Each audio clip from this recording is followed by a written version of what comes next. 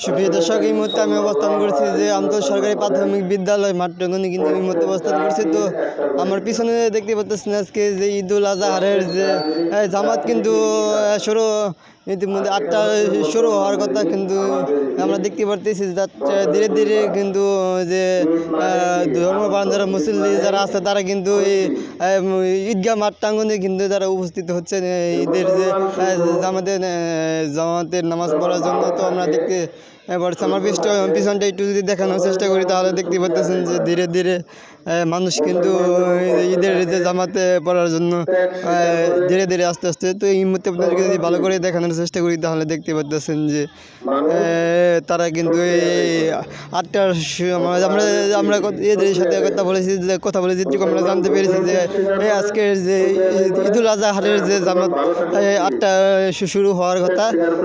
তো এই মুহূর্তে কিন্তু দেখতে পাচ্ছেন যে ধীরে ধীরে কিন্তু 8টা শুরু হওয়ার কথা, ধীরে ধীরে কিন্তু এই বাসটা যদি দেখানোর চেষ্টা করি তাহলে দেখতে পাচ্ছেন ধীরে ধীরে কিন্তু যে আজকের যে ঈদুল আজহারের যে জামাত নামাজ পড়ার জন্য তারা কিন্তু ধীরে ধীরে আসতেছে। তারপরে কিন্তু আমরা দেখতে পাচ্ছি যে চাকরিজীবী যারা আছে তারা কিন্তু ঈদের ছুটি পেয়ে তারা কিন্তু এই আসতেছে।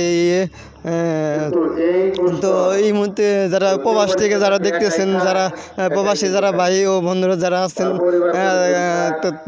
তারা তাদেরকে এই ভিডিওটা দেখবেন যে এলাকার যারা আছে তারা কিন্তু যে ধীরে ধীরে ধীরে কিন্তু লোকজন আসতেছে ঈদের যে জামাতের নামাজ পড়ার জন্য। তারপরে কিন্তু আমরা যে আজকে জামাত শেষে কিন্তু যে কুরবানি কথা যদি বলি তাহলে কিন্তু এই নামাজ শেষ করে তারা কিন্তু যে কুরবানির মাঠে কিন্তু চলে যাবে। এই নামাজ পড়ে কিন্তু যে কুরবানির মাঠে কিন্তু তারা চলে যাবে। তো এই ছিল যে আমাদের কাছে যে এই আমতলীর যে ঈদগাহ মাঠের যে পরিস্থিতির খবর। তো এই ছিল আমাদের কাছে। সবাই ভালো থাকবেন, সুস্থ থাকবেন, ধন্যবাদ।